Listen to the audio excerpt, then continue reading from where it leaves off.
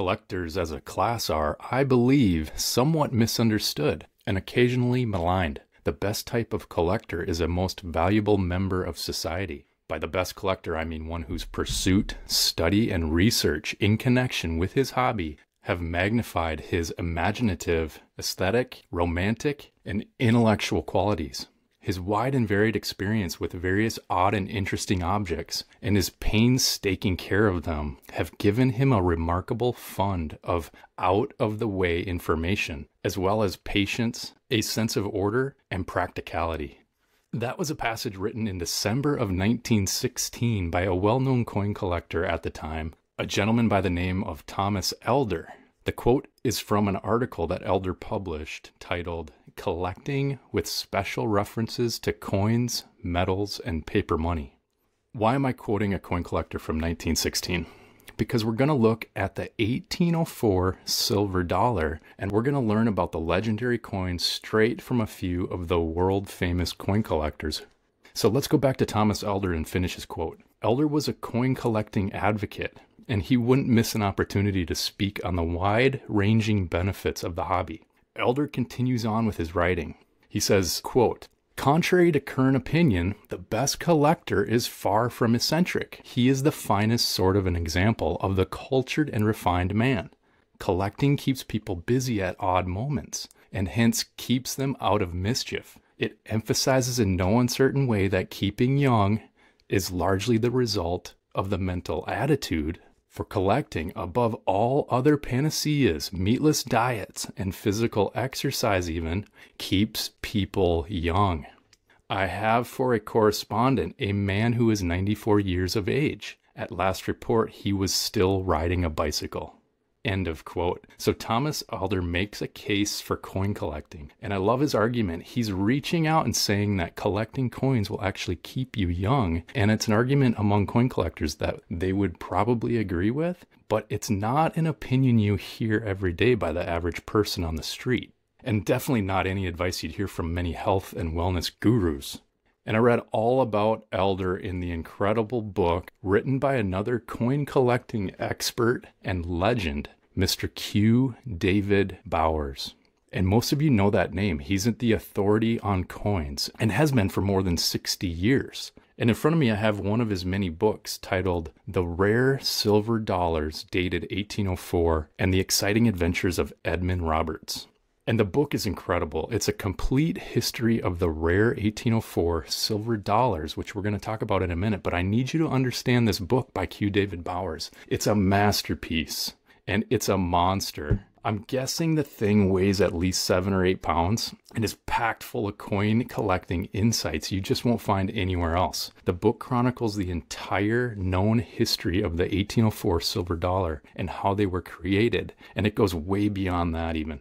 It chronicles the entire life of a guy named Edmund Roberts, the U.S. diplomat who delivered the very first 1804 silver dollars to foreign governments in an attempt to make trade deals on behalf of President Andrew Jackson. Then the book tracks each and every coin, not only how they were originally acquired, but every single owner of the famous coins all along the way. So needless to say, you absolutely have to see this book to believe it. And we're going to look at a few passages from it and find out why the 1804 silver dollar has been called the king of American coins. And then by the end of the episode, I'm hoping you'll be ready to go out and buy this book by Q. David Bowers. It's a beast, and it is awesome. Now, I didn't just start the episode with a random quote from a coin collector who lived long, long ago. Thomas Elder was actually a coin collector and dealer back in the early 1900s, and he owned at one time a silver dollar dated 1804, known as the number 8 coin. And so how do we know that? Because in the book, David Bowers details every single former owner of the 1804 silver dollar coins.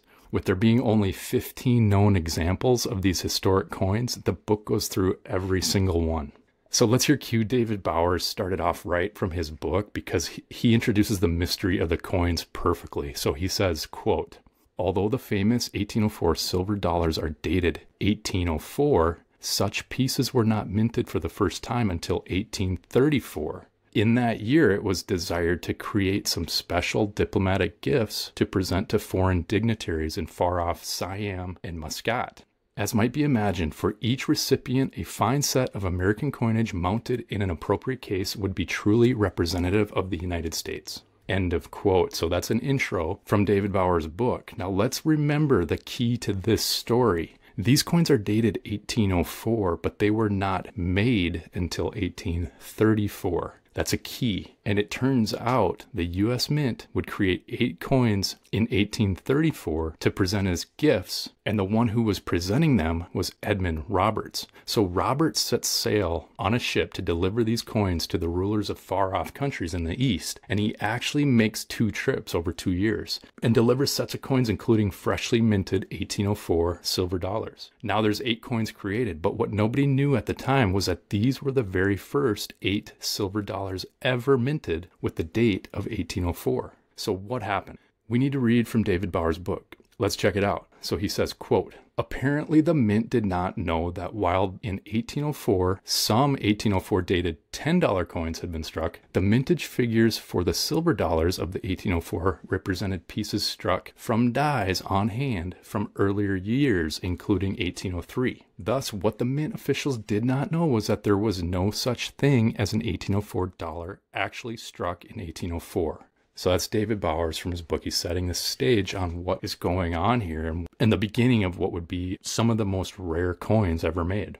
So as part of the gift sets of coins delivered to the countries in the East, the mint reproduced coins from 1804, the silver dollar and the $10 eagle coins. They checked the mint records when striking the gift coins and saw in the logs both $10 eagle coins were produced in 1804, which was true, but the logs also showed over 19,000 silver dollar coins struck in 1804. And what they did not know was all these coins had the date 1803, so there were no 1804 silver dollars struck. And it would take coin collecting experts a long time to figure this all out. And now the book explains how they pieced all this information together, but it took decades. So let's look at Bauer's book. He says, quote, numismatic knowledge was scarce in America in the early 1830s. The first specialized book on the United States coins had yet to be written, and the Mint's own collection, the Mint Cabinet, would not be formed until June 1838. Although master coins of certain issues had been saved for a number of years in anticipation of the establishment of a collection within the Mint. Thus, it was not unusual to assume that the 19,570 silver dollars minted in 1804 were, in fact, dated 1804. So that's from the book. And they had plenty of theories of why all the original 1804 silver dollars were no longer found. And there's some funny theories. Here's a few from David Bauer's book. He says, many explanations were advanced as to why nearly all of the 19,570 1804 dollars had disappeared. These make fascinating reading today. One theory is that they were lost when the ship sank, which was transporting them to France in payment for the territory then known as Louisiana, which is a pretty interesting theory because the Louisiana Purchase was made in 1803 by Thomas Jefferson, who paid Napoleon $15 million for the land. And I looked this up, but I couldn't find any reference about a ship sinking on its way to France with $15 million in silver dollar coins. I found plenty of records on how the U.S. actually financed the Louisiana Purchase with a mix of government bonds and then assuming some French debt. So I'm going to say that theory doesn't work. Anyway, back to the coins. Now, here's another theory on where the original 1804 silver dollars ended up. They thought maybe the 19,750 silver dollars from 1804 may have been used to pay ransom to pirates in the Mediterranean, and then maybe that ship sank or was blown up in the harbor, and all the coins were lost at sea. This was another theory that didn't check out. And yet one more theory explained in Bauer's book for the missing 19,750 1804 silver dollars was that they were melted down as soon as they were struck because the price of silver increased and the coins were turned back into silver bullion. But after years and years of research, we can now say that none of these theories make sense. And Bauer says it in his book. He says, quote, all of these explanations are interesting to read, but all are fiction. And I'm going to take Mr. Bauer's word on that. If anyone has done the proper research to make that claim, it would be David Bauer. So I'm going to agree with him. None of those theories work out. So what happened? It took many years to figure this out, but they finally realized that the 1804 coins minted as gifts for the foreign governments were the very first silver dollar coins to be minted with the 1804 date on them. So now we have 8 coins struck in 1834 and they are the only coins of their kind to exist. But we already said that there are 15 known coins. Where did the other 7 come from? It wouldn't be until 25 years later that the next 7 coins were struck. So one thing to remember now is that over the next 25 years, coin collecting started to gain in popularity, and expert coin collectors began piecing together the mystery of the rare 1804 dollar coin. David Bauer's book goes into detail on the slow realization that the 1804 dollars were really, really hard to find. Some collectors were trying to build out their collections of one silver dollar in every year, and they were realizing the 1804 dollar, the 1804 coin, was just not out there anywhere. So decades pass, and collectors are beginning to go beyond simply collecting one coin for each year, and they've evolved in their collections to where they are talking about rarity and which coins are really hard to find. And of course, that makes them more desirable, and of course, then more valuable. So let's go back to David Bauer's book and look at this time period in coin collecting in the late 1850s. From his book, he says, quote, "Something happened with the open process of restriking coins for collectors, and it seems that in the summer of 1859, the new production of earlier dated patterns and other coins went underground. From that time onward, the mint was no longer frank with its disclosures, and much incorrect information was given out." So I wanted to read this because it's a big part of the 1804 dollar story.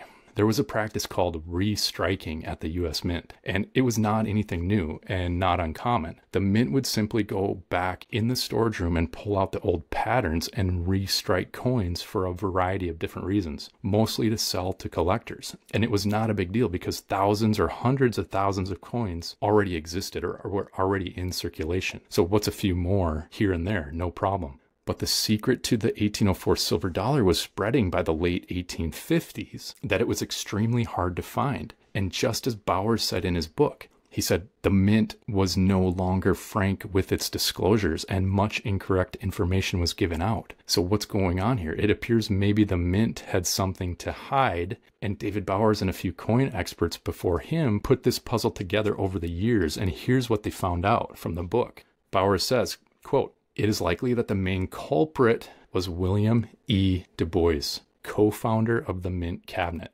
The year 1859 neatly coincides with the rise of the rare coin business in Philadelphia, with eager buyers of coins waiting with cash in hand just a short walk from the doors of the mint."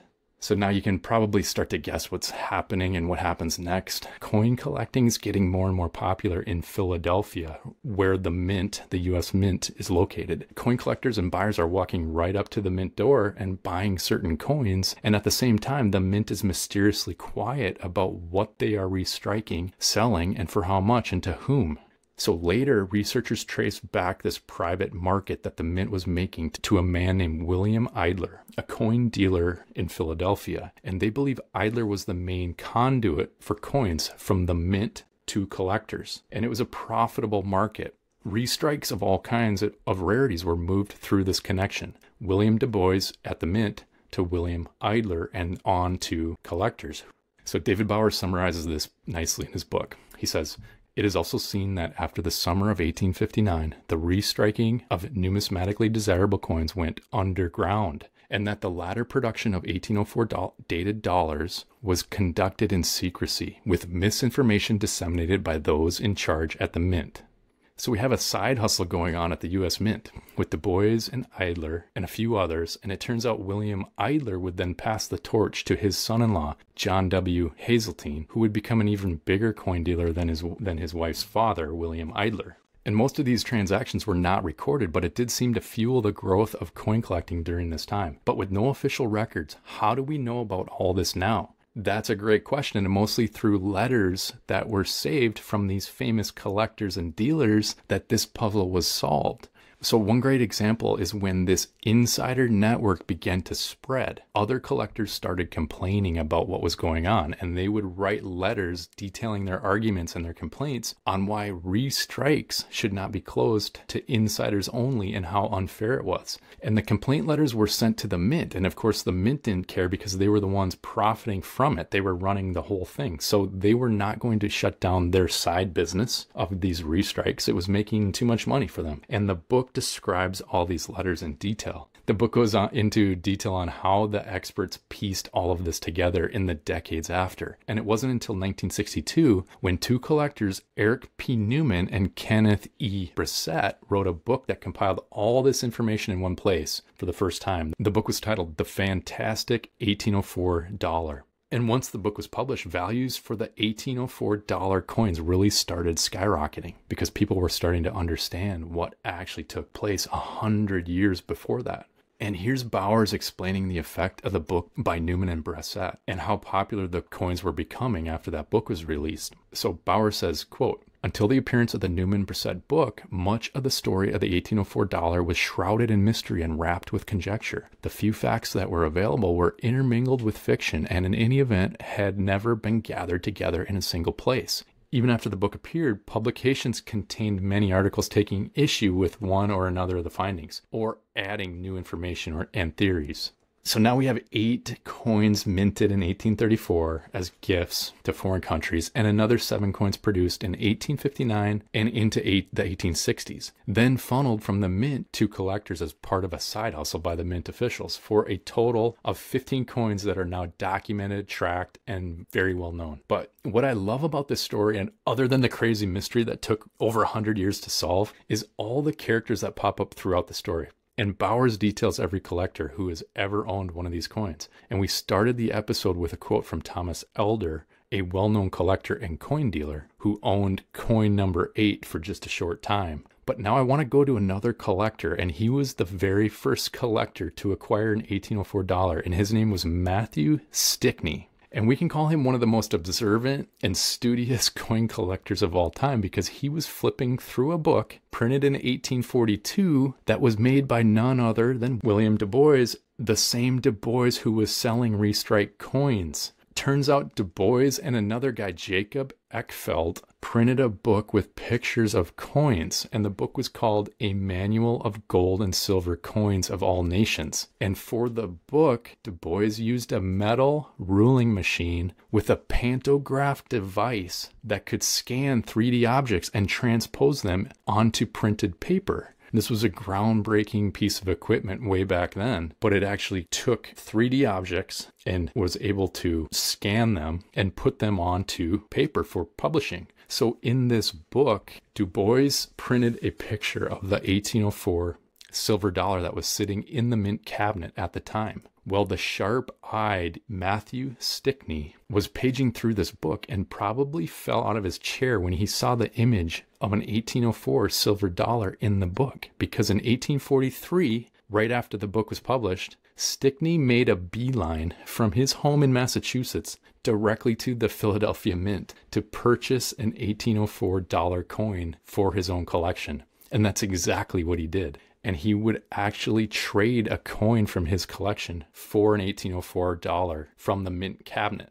So not only did the fast-acting Matthew Stickney now own a dollar coin dated 1804, but he started writing letters to tell people about how rare it was and explaining how people were trying to buy it from him for obscene amounts of money. And of course, he also wrote in the letters that he was not selling, not even for twice the amount he was offered. So David Bowers pays his respects to Stickney in this book as one of the master collectors of the day. And you can see this was not just another average collector who got lucky, but he was one of the best to ever do it. And I think it's cool. Bowers is tipping his cap to Stickney. So from Bowers' book, he says, quote, "Matthew A. Stickney, in the early history of the 1804 silver dollar, who is remembered as one of the most knowledgeable individuals ever to pursue the hobby of numismatics." So we need to check out one of these letters from Stickney, and you can begin to understand how word was traveling around about the 1804 coin. And this is from a letter Stickney wrote to another collector, Edward Cogan, who was inquiring about Stickney's coin. And so Stickney writes back, he says, "Dear Sir, I have received from some friendly hand, perhaps yours, the June number of the American Journal of Numismatics, in which you noticed a paragraph from a California paper, and say truly that I would not have parted with the dollar of 1804 for twice what was stated I offered for it." Now, Stickney goes on in his letter to explain that he does not sell coins from his collection unless they are duplicates. And his 1804 dollar is certainly not a duplicate. And he not only does not sell coins that are not duplicates, But he adds, he does not sell coins that are not duplicates at any price. So he's making it very clear this is a coin he's not going to part with. He goes on in his letter to say that he declined the offer, and that if he did part with his coin, it's doubtful he could ever obtain another one just like it. He's making it very clear that this is a very rare coin, that it was almost like impossible to find it. And then his letter includes this important detail, which turns out to make him the first collector to obtain the 1804 coin.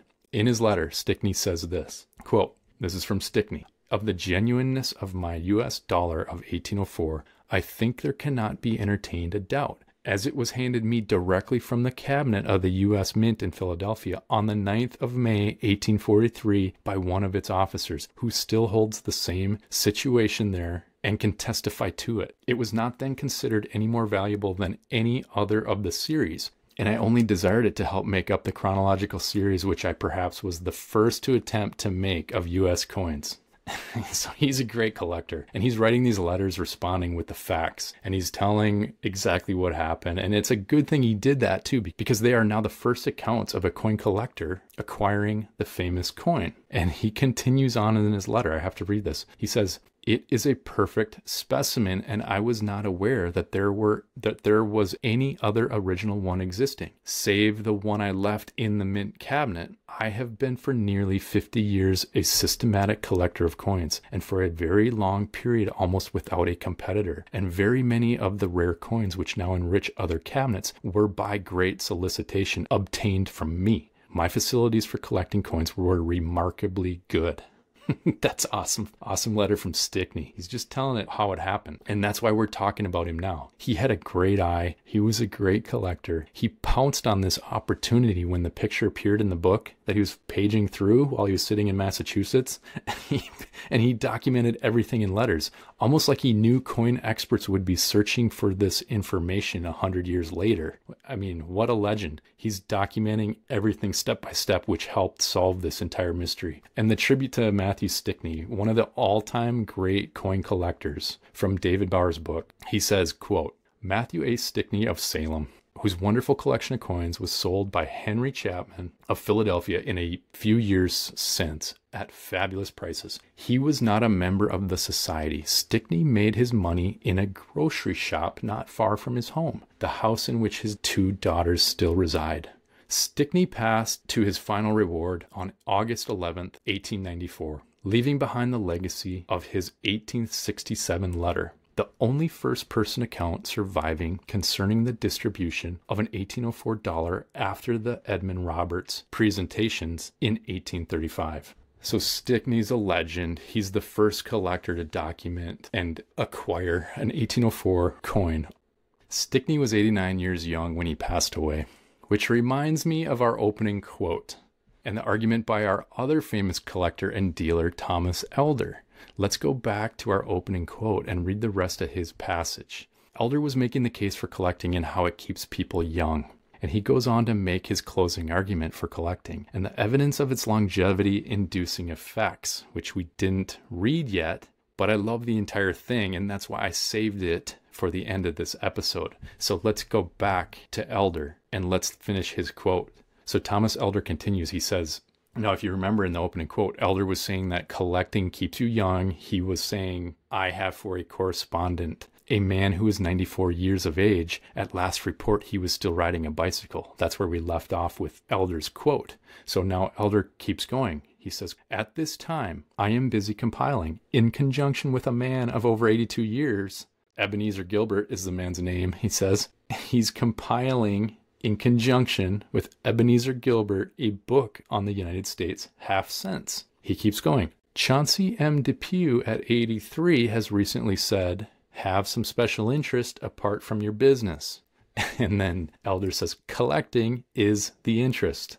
And so now Elder's going to quote Sir Martin Conway, and this is what he says. The passion for collecting must correspond with some deep-rooted instinct in man. Children of tender age often fall under its sway, and it is the last passion that still masters the very old. He once knew a collector who was suffering all the ills that nature accumulates on their last years. His sight was feeble. He was deaf. He was often racked with pain. It seems evident that his end was nearly at hand.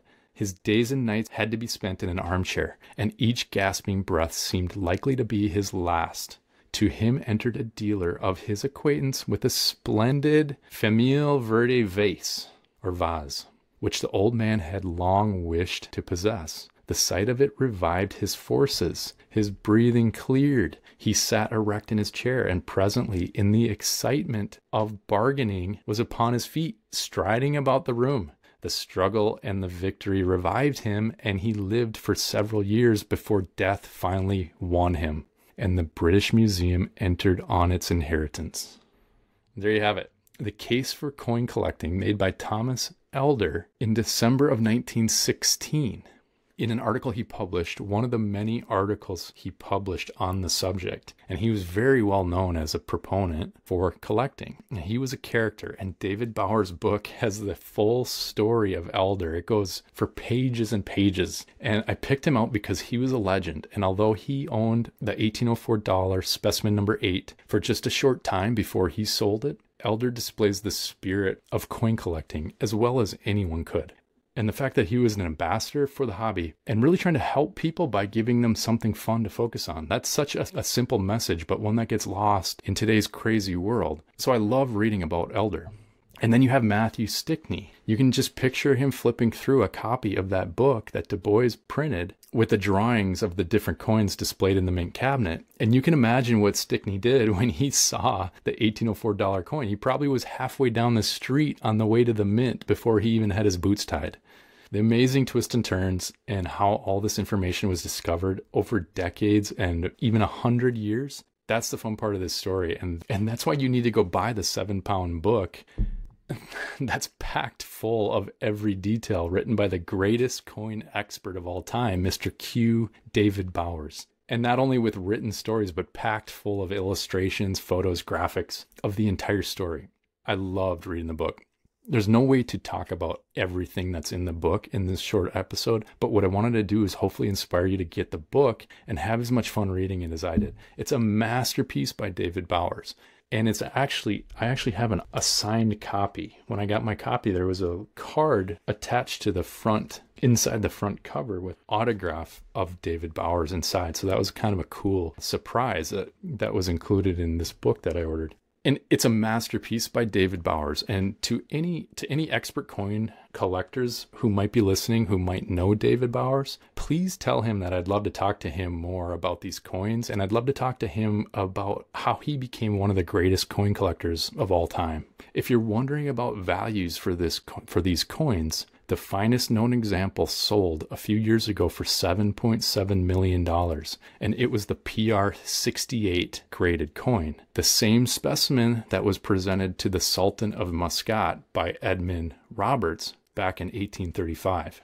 And the auction house that brokered the sale, none other than Stack's Bowers. And that name might sound familiar to you. The Bowers name is the same Q. David Bowers who wrote this book and who we've been talking about this whole time. He's an absolute legend. And for all you who are just getting started on your rare coin collecting journey and wondering what to do next, check out Q. David Bowers. There's a few really good video interviews with him that are really great. And check out his auction house website, Stack's Bowers. There's literally weeks worth, maybe months worth of information you can browse on his auction website, on the Stack's Bowers website, absolutely free. So in the words of David Bowers, who was once asked what keeps him interested in coin collecting after all these years, he simply replied, "Coins are infinitely fascinating." And I couldn't agree more with that answer, which leaves us nothing left to do except learn more.